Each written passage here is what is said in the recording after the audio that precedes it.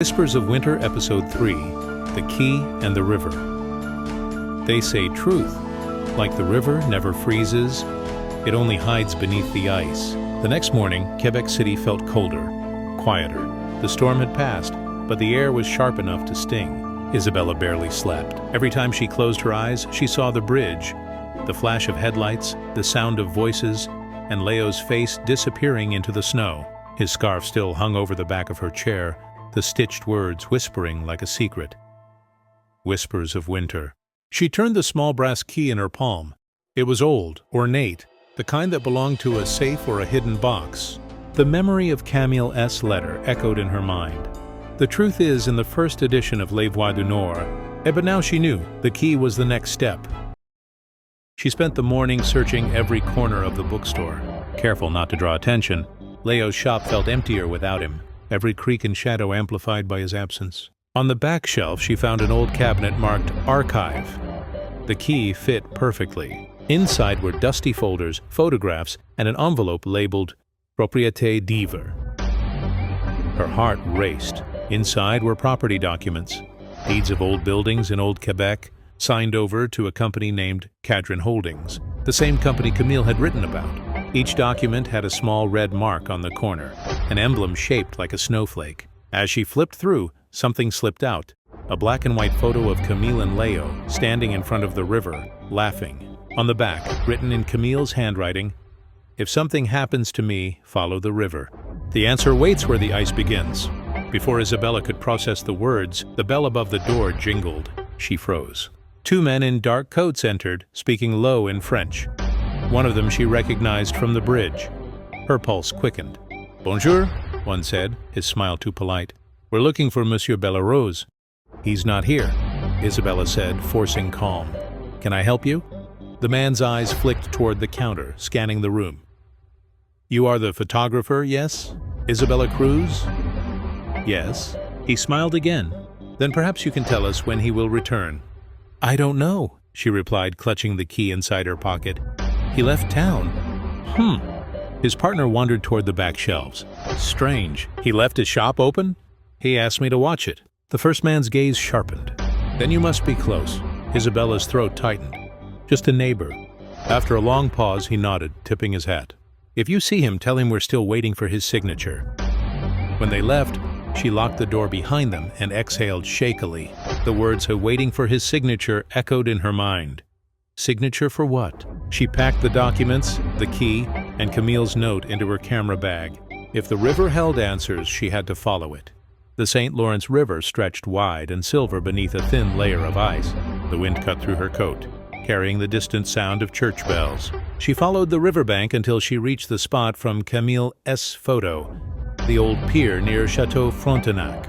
There, half buried in snow, was a rusted metal box wedged between stones. The key trembled in her hand as she turned it. It clicked. Inside lay a stack of letters, water-stained but intact. The top one bore Léo's name. "Leo, if you're reading this, it means I failed to reach you in time. The company is using your name to finalize the property transfers. They plan to sell the old quarters, the bookstore, your home. They forged your signature. If they find out I told you, they'll come for both of us. Forgive me. Tell Claire I'm sorry." "Camille!" Isabella's stomach dropped. The men weren't looking for Léo. They were hunting him.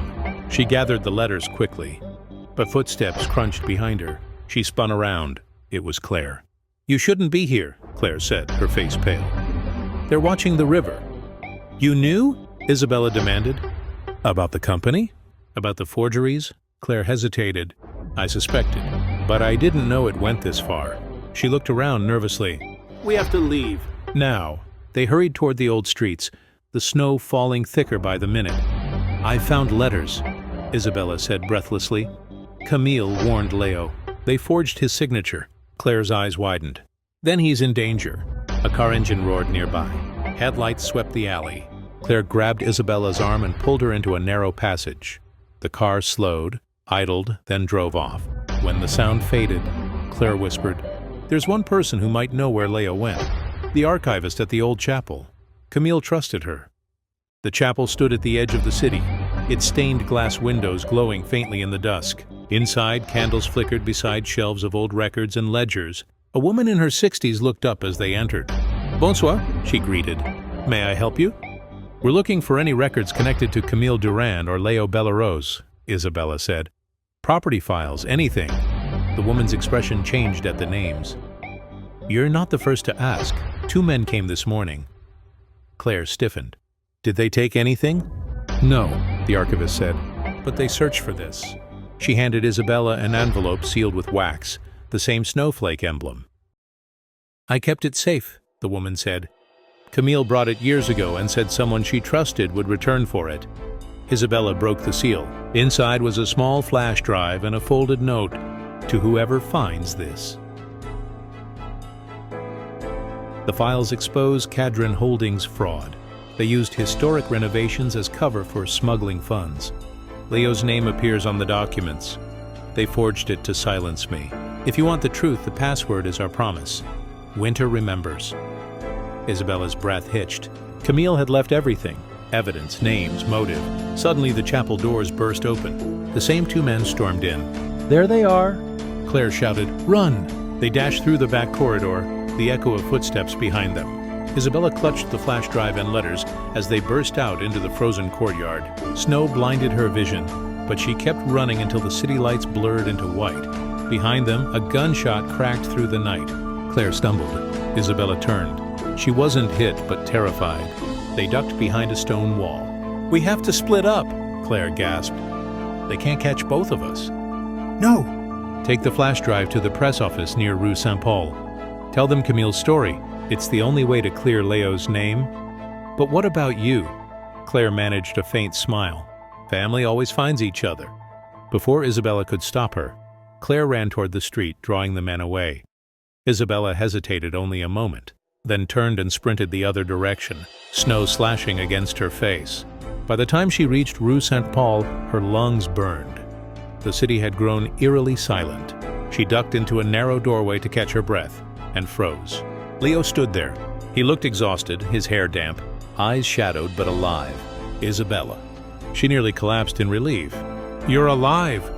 "I told you to stay away." "I couldn't." She held out the flash drive. "Camille left this. It proves everything. They forged your signature, Léo. They killed her because of it." He stared at the drive, disbelief and grief warring in his eyes. "Then it's true. They're still looking for you. We have to go to the police." He shook his head. "No, if we do, they'll bury it. They own half the city. We need to release it publicly." She nodded, breath visible in the cold. "Then we'll go to the press together." He smiled faintly. "You don't have to risk yourself for me." She met his gaze. "I'm not doing it for you. I'm doing it for the truth." Before he could answer, a shadow moved behind them. The men had found them again. Léo grabbed her hand. "This way!" They ran down the icy street, the flash drive clutched between them, footsteps echoing behind. Snow swirled like ghosts around the lamps. Ahead, the river glimmered through the mist. "Where are we going?" she shouted. "To the ferry. Once we're across, we can reach the reporter's office in Lévis." They reached the pier just as the ferry horn sounded. But before they could board, one of the men stepped out from behind a column, gun raised. "End of the story," he said coldly. Léo pushed Isabella behind him. "Take her, not me." But the man shook his head. "We only need the drive." Isabella's mind raced. She glanced at the river. The ice was cracking near the edge. A plan sparked. She whispered, "Trust me." Then she tossed the flash drive high into the air, toward the river. The man turned instinctively. In that split second, Léo lunged. The gun went off. The flash drive landed on the ice with a dull clink and slid out of reach. The man fell, disarmed. Léo gasped, clutching his shoulder, blood blooming against the snow. "Léo!" she cried. He smiled weakly. "Go. Get it." She ran onto the ice, heart pounding. The drive had stopped inches from a widening crack. She dropped to her knees, reaching out, fingers brushing the plastic, when the ice groaned beneath her. "Isabella!" Léo shouted. She grasped the drive, but the ice split, plunging her arm into freezing water. She screamed, clutching the drive to her chest as she crawled back toward him. He pulled her up, shaking, both of them breathless. Sirens wailed in the distance. Someone must have called the police. Isabella pressed the flash drive into his palm. "We did it!" Léo looked at her, eyes bright with pain and something deeper. "You found what Camille couldn't. "And we'll finish what she started," she whispered. He nodded, snowflakes melting on his lashes. But before either could speak again, a shadow moved on the bridge above them. Someone watching. The figure turned and vanished into the fog.